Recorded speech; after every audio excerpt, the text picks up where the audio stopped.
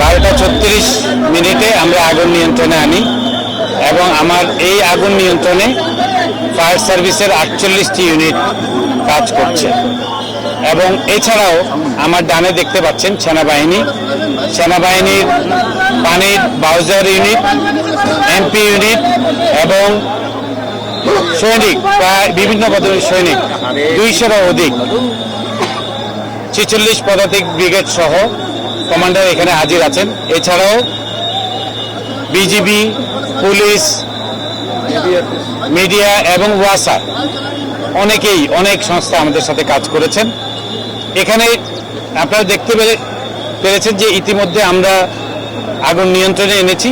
আরেকটু সময় লাগবে সম্পূর্ণ নির্বাপন করতে। আমাদেরকে প্রতি তালায়, প্রতিটি ঘরে ঘরে বা প্রতিটি রুমে রুমে গিয়ে আমাদেরকে এই আগুনটা চেক করে নির্বাপন করতে হবে। আমরা অত্যন্ত দুঃখিত এবং মর্মাহত এই আগুনের দুর্ঘটনার জন্য। কেন হয়েছে আমরা এখনো জানি না, কিভাবে ঘটেছে তা জানি না। আমরা 5 সদস্যের তদন্ত কমিটি গঠন করব আগুন নির্বাপনের পরে এবং বাকি তারপরে আপনাদেরকে জানানো যাবে। একইভাবে আমি বলতে চাই, ফায়ার সার্ভিস ও সিভিল ডিফেন্স অধিদপ্তরের অফিসার, সকল পদবীর কর্মচারী কর্মকর্তারা আপনাদের জন্য, মানুষের জন্য জীবন দেয়। এই গত এক বছরে 13 জন ফায়ার ফাইটার শহীদ হয়েছেন, যারা অগ্নিবীর খেতাব পেয়েছেন। 29 জন আহত হয়েছেন এবং আজকে 8 জন আহত হয়েছেন।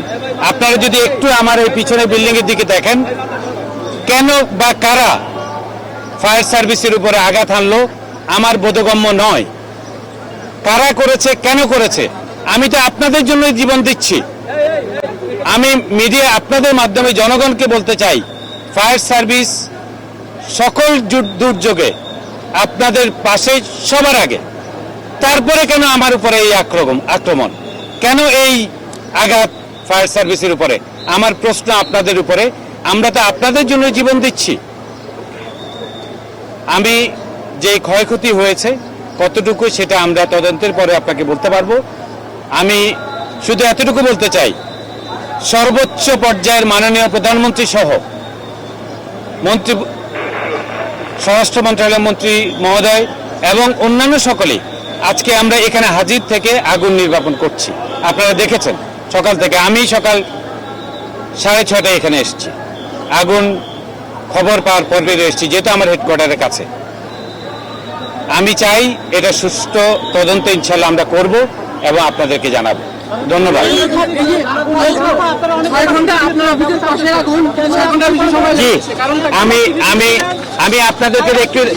আমি আপনাকে একটু দেখাতে চাই, 2019 সালের 2রা এপ্রিল এই ভবনটি ঝুঁকিপূর্ণ আকারে, বলা অত্যন্ত ঝুঁকিপূর্ণ আমরা বলেছিলাম, ঘোষণা করেছিলাম এবং আমরা ব্যানার টাঙিয়েছিলাম।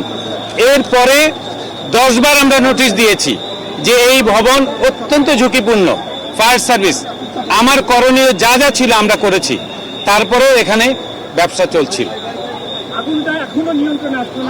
আগুন নিয়ন্ত্রণে আছে, আমি বলছি আগুন নিয়ন্ত্রণে আছে। আগুন আর ছড়াবে না, কিন্তু নির্বাপন করতে আমার আরেকটু সময় লাগবে। এক প্রধান কারণ হলো উৎসুক জনতা। আর কোন, আমি আপনাকে একটা ভিডিও দেখাতে চাই।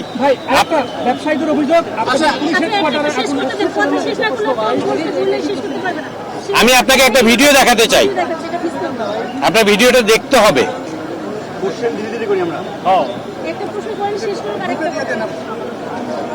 আপনি এই ভিডিওটা দেখেন, আমি নিজে করেছি। কোন জায়গা দিয়ে আমরা ফায়ার সার্ভিস কাজ করব, কোথায়, কিভাবে? আমরা তো আপনাদের জন্য জীবন দিচ্ছি নাকি? আমার প্রশ্ন একটাই, আমরা আপনাদের জন্য জীবন দিচ্ছি। আপনারা 10 বার নোটিশ দিয়েছেন, ঝুঁকিপূর্ণ ঘোষণা করেছেন। জি, এরপরে এটা দেখভালের দায়িত্ব সিটি কর্পোরেশন রাজুকের। এইটাকে অবহেলা দেখার কারণে কি আজকে এই অবস্থা? এই প্রশ্নটা উত্তর আমার কাছে নাই। এই প্রশ্নটা যেই সংস্থার নাম আপনি উচ্চারণ করবেন তাকে জিজ্ঞাসা করাটা বেটার। আমরা এখানে ব্যানারও, আমি ছবি দেখিয়েছি আপনাকে। আমরা এই মার্কেটের সামনে এরকম ব্যানারও টাঙিয়েছিলাম 2019 সালে। আপনারা মিডিয়া প্রতিনিধিরা অবশ্যই জানেন যে এরকম ঘটনা আমরা এরকম ব্যানার টাঙিয়েছেন, আপনারা নিশ্চয়ই দেখেছেন। আজকের ঘটনায় কতজন হতাহত আছে কিনা? আজকের ঘটনায় সিভিলিয়ান কেউ এখনো হতাহত আমার জানা নেই, কিন্তু আমার বাহিনীর 8 জন হতাহত আছে এবং 2 জন ক্রিটিক্যাল কন্ডিশনে আছে বার্ন ইউনিটে। আচ্ছা, 8 জন। আমরা জানি যে আপনাদের কন্ট্রোল রুমে অভিযান চালিয়ে আগুন লেগেছে 6 ঘন্টা বেশি ধরে চলছে, একটা মার্কেটে গিয়েছে, এত সময় কেন লাগলো আপনার? এত ফোর্স থাকে, এত সরঞ্জাম থাকার পর আমি এই প্রশ্নের উত্তর ইতিমধ্যে দিয়েছি আপনাকে, আপনি শুনেছেন হয়তো। Due to job. আপনি এই আগুনের কোনো উৎস খুঁজে পেয়েছেন কিনা?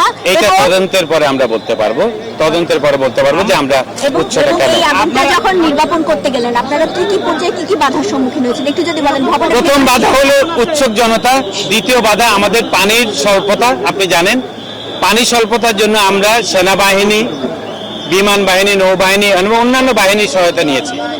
পানির বাউজার, সেনাবাহিনী পানির বাউজার দিয়ে, ওয়াসা আমাকে বাউজার দিয়ে সহায়তা করেছে। আমি পুলিশের যে ইউএন মিশনের জন্য যাওয়ার জন্য যে বাউজারগুলো ছিল সেগুলো আমরা এনেছি। ইঞ্জিনিয়ার্স এসেছে, সেনাবাহিনীর ইঞ্জিনিয়ার কোরের সদস্যরা এসেছে। আমরা সবার সহযোগিতায় 12:36 আগুন নিয়ন্ত্রণে এনেছি।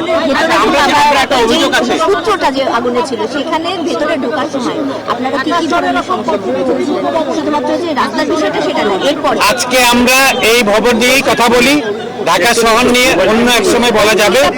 আরেকটা কারণ ছিল আপনারা দেখেছেন এখানে অনেক বাতাস ছিল। আমরা এক জায়গায় আগুন নিভাচ্ছি, বাতাসে আরেক জায়গায় আগুনটা চলে যাচ্ছে, সেই জন্য আমাদের একটু সময় বেশি লেগেছে। আচ্ছা, আমরা যেটা আপনাদের কন্ট্রোল রুমে নারী কর্মীদের উপরে একটা হামলা চালিয়েছে, একজন বললে আমি উত্তর দিতে আমি পারি। একটা উত্তর, আমাদের কন্ট্রোল রুমে নারী কর্মীদের উপরে জনগণ হামলা চালিয়েছে, বিষয়টা কি আসলে?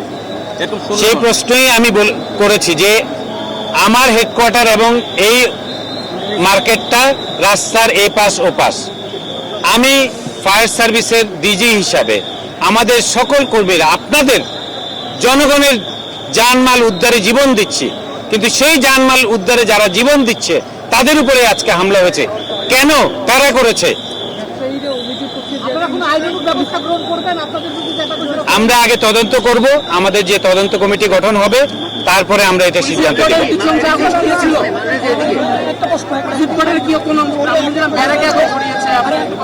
আরে উঠে যাচ্ছেন কেন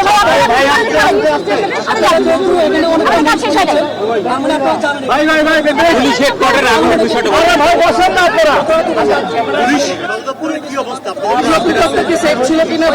আমরা এখনো বলতে পারছি না।